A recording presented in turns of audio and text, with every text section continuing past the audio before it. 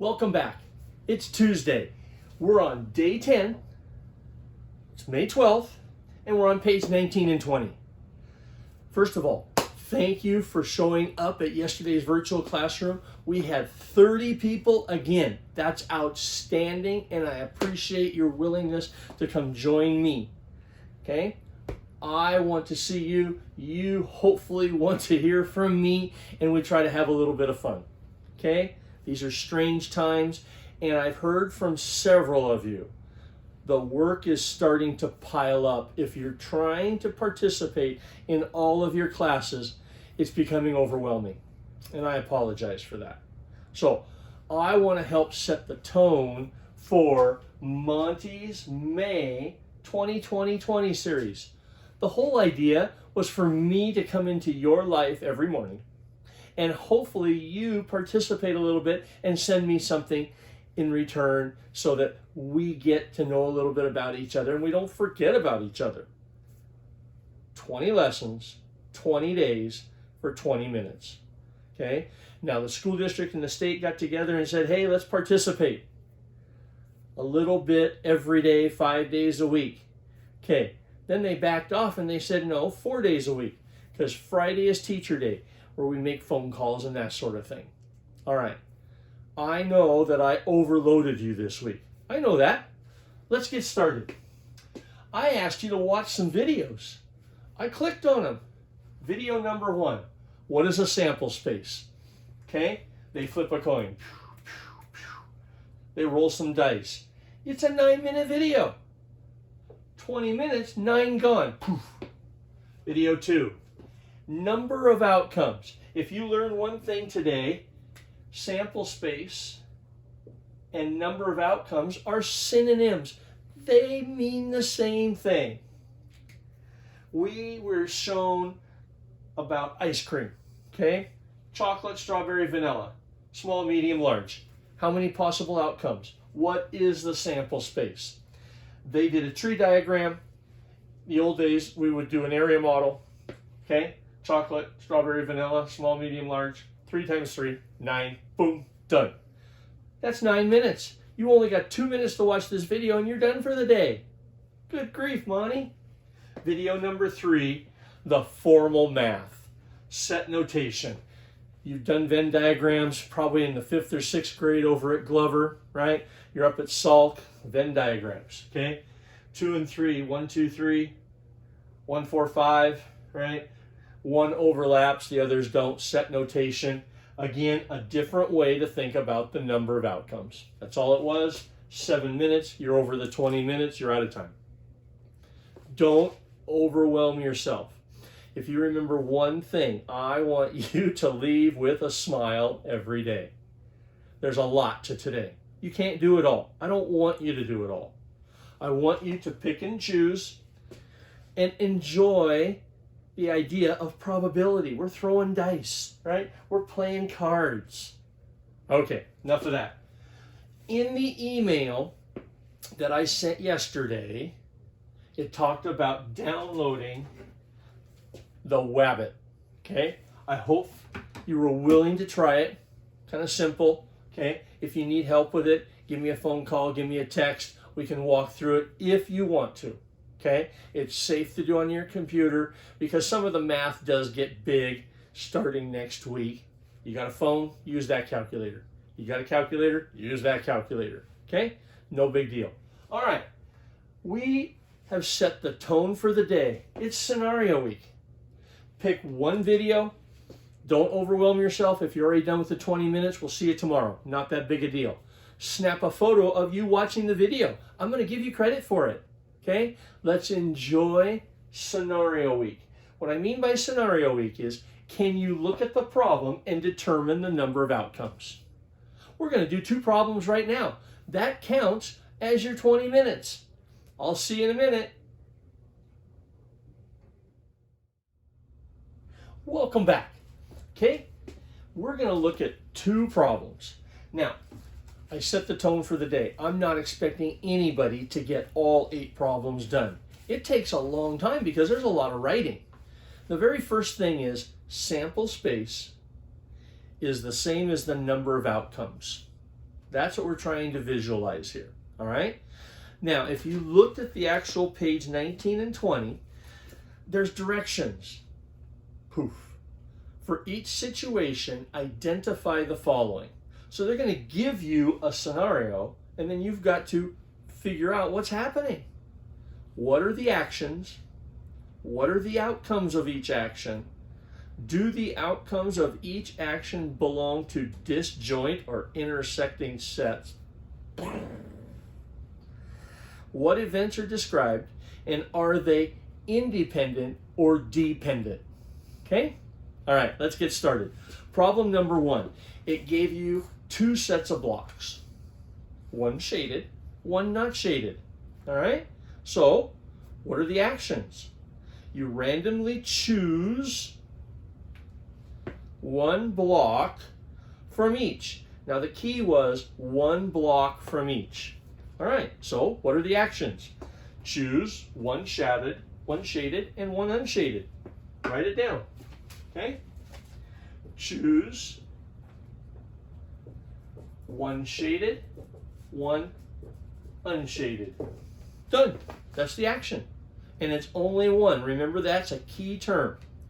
Okay? B, what are the outcomes of each action? Well, you've got what? A block, a pyramid, or a cone.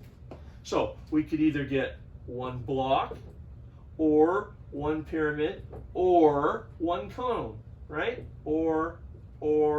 All right? In the, yes, shaded, shaded, shaded. Then, unshaded, you could get one block, one cone, let's see, one block, one pyramid, or one cone in the unshaded, unshaded, unshaded. And it's or, right? So, when we're all done, do the outcomes belong to joint or they're not connected? Each one is its own set. I'm picking something from here, then I'm picking something from here. They're not connected. Each has its own little toy box, right? So, disjoint. Okay. What event is described? Okay. Choose from shade. Poof. Then choose from no shade, right?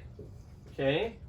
So there's 2 actions happening. First I do this, then I do that, and because I'm only choosing one from each and then I'm done, they're independent.